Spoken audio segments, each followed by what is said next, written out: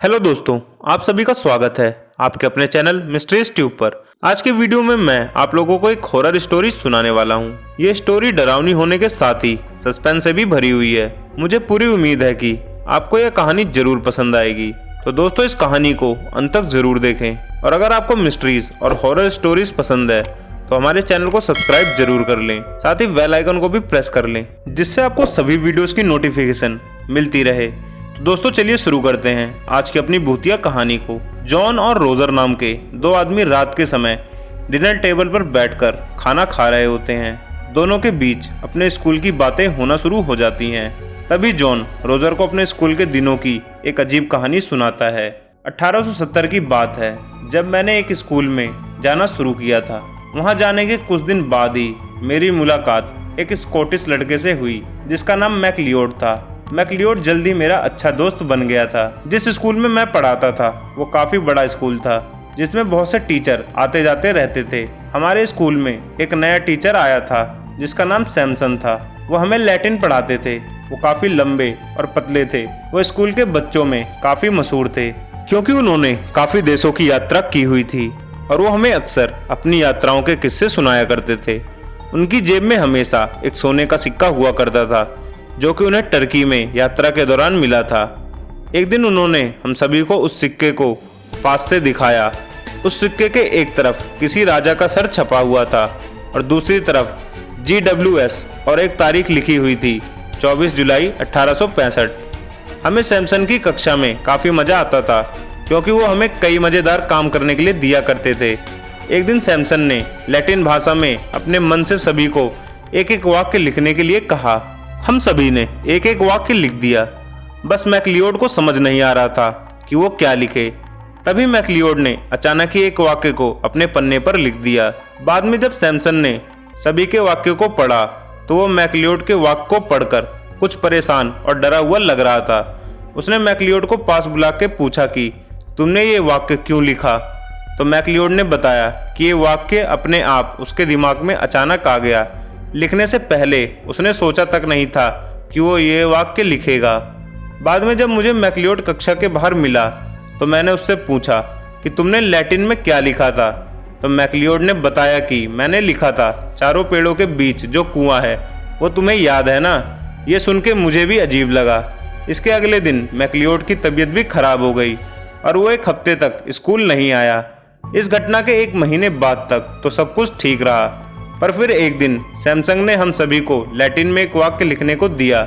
सभी ने पन्नों पर अपना अपना वाक्य लिख के सैमसन को दे दिया। सैमसन ने वाक्य को पढ़ना शुरू किया। अचानक एक पन्ने को पढ़ते ही सैमसन का चेहरा सफेद पड़ गया और वो रोने लगे। वो बुरी तरह डरे हुए थे। वो फौरन कक्षा से उठकर बाहर चले गए। उनके जाने के बाद हमें समझ नहीं आ रहा था कि हम क्या करें। तभी मैंने सैमसन के टेबल पर पड़े सभी पन्नों को पढ़ना शुरू किया। उनमें से एक पन्ने पर लाल स्याही से एक वाक्य लिखा हुआ था कि अगर तुम मेरे पास नहीं आओगे तो मैं तुम्हारे पास आ जाऊंगा। ये वाक्य काफ़ी अजीब था और उतनी अजीब ये भी बात थी कि हमारे स्कूल में लाल स्याही से लिखने पर प्रतिबंध था। तो ये वाक्य लाल स्याही से किसने लिखा।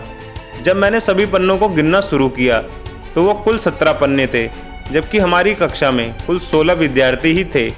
जिस पन्ने पर वो वाक्य लिखा हुआ था वो मैंने मोड़कर अपनी जेब में रख लिया। जब घर जाकर मैंने उस पन्ने को खोलकर देखा तो वो बिल्कुल खाली था। उस पर कुछ भी नहीं लिखा हुआ था। अगले दिन सैमसन फिर से स्कूल में आए और बिल्कुल सामान्य लग रहे थे। उन्होंने हमें उस दिन अच्छे से पढ़ाया भी। पर उसी रात तीसरी अजीब घटना घटी।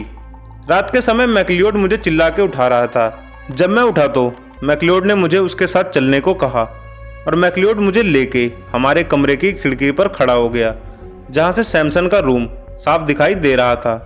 मैंने मैकलियोड से पूछा कि तुम मुझे यहाँ क्यों लाए हो।